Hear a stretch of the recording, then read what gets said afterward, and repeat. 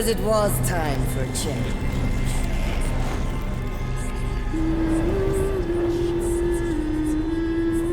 Come along, darlings. Let's go save the world.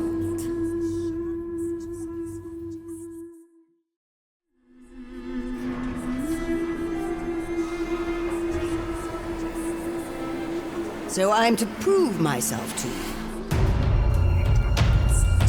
Won't this be fun?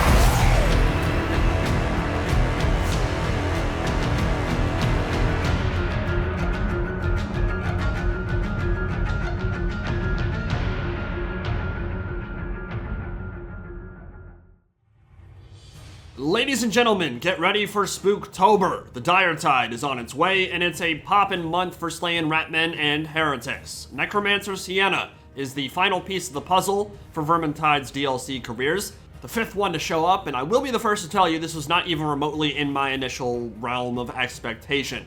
Not even on my radar. For a long time, I was convinced this would be an Ice Witch with Akshi's cool hints and the snow theme of Trail of Treachery and the emphasis on Kislev in new Warhammer Fantasy lore. It definitely seemed like it was trending in that direction, but that was until blog posts started dropping about the undead, about Sienna's twin sister, and their climactic battle at the end of Tower of Treachery. At that point, kind of felt like the writing was on the wall in blood and bone. Just doesn't make narrative sense to create a carbon copy of Sienna unless that somehow ties into the final career we knew Fat Shark would want to set up in the run-up to release. So here we are, a bright wizard turned necromancer, looking to prove herself to her comrades who absolutely despise undead abominations, and for good reason.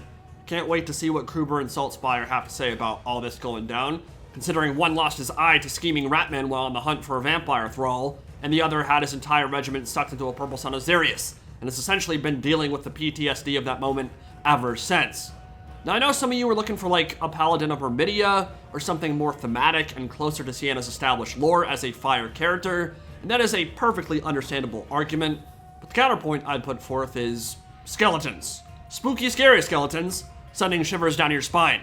Finna seal your doom tonight. So what is Our Lady Dearest rockin' with her shiny new toys here? A Reaper Death Scythe of some sort with horizontal attack patterns, slow attack speed, and a big wave clear slam of dark magic, a staff that fires bolts of Shaiish, the ability to suck the souls out of opponents a la Brain Burst from Darktide, and Necromancy. Go figure. We have a legit summoner in Vermintide now, complete with minions who will do your bidding, kill your enemies, and soak up ungodly amounts of friendly fire from your teammates. I'm sure that will all go over quite well in pubs. Her fireballs seem to have cleave and tracking, very similar to Assail from the Psyker in Darktide, and she can call back the souls of her skeletons, presumably for some kind of damage boost or ability to resummon weakened ones to get a healthier squad on the field quicker. I have zero problems reusing some general themes, assets, and ideas here. If it works great in another game and fits thematically, it makes sense to add as part of her kit in Vermintide, as long as we're getting new stuff too, and we are. The ability to summon, commandeer souls, and blast bolts of dark energy are all inextricably linked to Warhammer Fantasy Necromancers, so on the visual and gameplay side, particularly with the Geheimnisnacht lighting there in the background, I really don't have any complaints right now. It looks awesome. She looks really fun. I would not be surprised if she's pretty squishy. The skeletons will help out a lot on that front. They'll give you some meat on the front lines to perhaps block attacks and all that kind of thing. But I'm not expecting a really mobile character here, and I'm not expecting her to be particularly tanky either. To circle back to the lore angle for a second, as always, I think of these as what if careers. What if this happened and Sienna became tainted by dark magic, that kind of thing.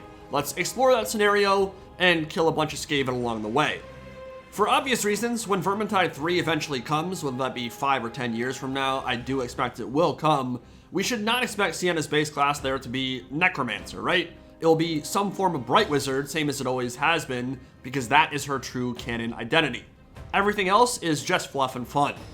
There may be elements of truth or backstory laid out in Loner's Chronicles, but it's not something I recommend thinking about too hard here. These DLC characters, like Grail Knight, like Outcast Engineer, like Necromancer, are not the main narrative arc of these characters. It's like a pocket dimension running concurrently with the main timeline. For me personally, I love these characters, I love their dialogue, I love their interplay, and I'm excited to see what happens moving into Vermintide 3, but gameplay is even more important to me, and I like the variety, I like the exotic choices, and I like fun. So if the class is enjoyable and feels truly unique, that has always been more important to me than adhering super strictly to lore.